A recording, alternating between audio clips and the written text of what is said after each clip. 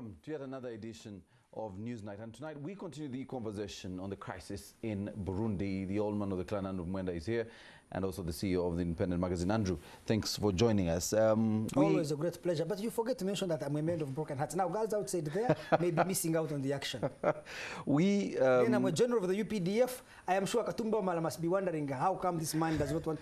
They may say I'm not proud of my UPDF status. We will consult. As I said, we will always consult the general. Andrew, we ended off on a very high note. You stating that the region could probably be headed for a crisis unless the Burundi question is answered. But there was one thing I wanted you to tell us about, and maybe you've had or not had, and maybe it's a question I wanted to raise to you. The school of thought that this actually wasn't a coup attempt, but something that was in the works by the president, so he could, one, lend credence to why he needs to stand for the third term, or actually shut down or shut up everyone about the third term question, and so there would not be any election. Because well, let me put this way. I think there are conspiracy theories, but I'm inclined to disbelieve the view that this coup was instigated by Nkurunziza. Why? Because the people who staged it were not his friends, that is one, and two, it has diminished his standing. It has actually altered the politics. You know, I don't think Nkurunziza has many years as president in Burundi. You see, those people have impacted him negatively. That is one. The second thing, I think that from the intelligence I have, Nkurunziza was really scared, and the way he even came back, it was not something that he planned. But let me tell you what the risks are. Because this Nkurunziza president is playing with fire. Somebody was telling me that the airport already in Bujumbura is occupied by Congolese troops. I don't know whether Tanzania will send in troops. There is no Well, there was also a rumor that Ugandan troops are on ground in Burundi. No, I don't think President Museveni would send troops to protect Why not? You see, President Museveni is the one who negotiated, largely he's the architect of the peace agreement in the Arusha Accord. Yes, the Arusha Accords. And therefore he may have a vested interest in upholding the status quo. The problem is that the president here, I would imagine, would be frustrated by the fact that Nkurunziza has trained a militia, the Imbonerakure, and he has trained a militia which has allied itself with the Interahamwe.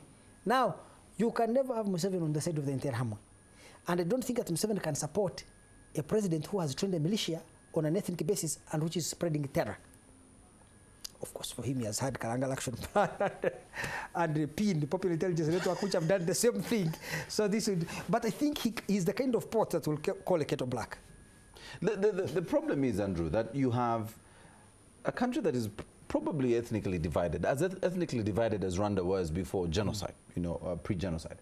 And you have a leader who's Hutu and who's funding, allegedly funding and propelling the Imbonerakure, who are youth, Hutu youth, and armed them. I'm told the recent fires and the burnings of radio stations and stuff like that was run by these young men and women. Yes.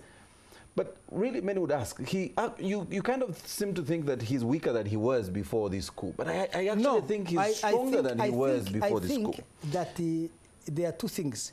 He has emerged weaker and stronger.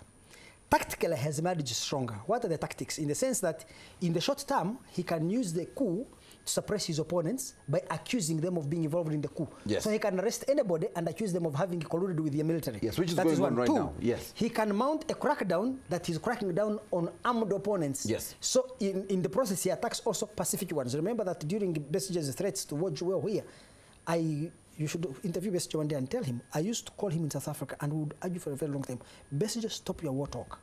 Because when you begin talking that you're going to launch an armed rebellion, government creates PRA. Yes. PRA, then they used as an excuse to arrest so many reform agenda supporters at that time. So the best way to challenge Museveni is not at his staff, which is the military warfare, is to challenge him in civic politics, where his organizational abilities at that time were still weak, and now they are growing as the NRM grows. Now, for tactically for Nkurunziza, now he has an opportunity to arrest his pacifist opponents by accusing them of being involved in the coup, even if they are not. Do you see? So the coup has created for him an opportunity to attack his opponents using a weapon which he has in strength, which is the military. But let me tell you, strategically, it has diminished it has diminished his prestige.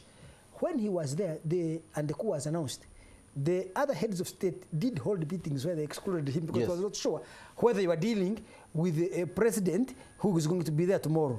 Two, you already there are foreign troops, I'm told, guarding the airport from Congo. I am sure the Tanzanians may be supporting guarding you now. The borders. Yes, the moment your power is based on external forces coming to prop you up. You have been a president for 10 years and you have not yet built sufficient military capacity and loyalty to hold power on your own, and you need foreign patrons to come and hold you.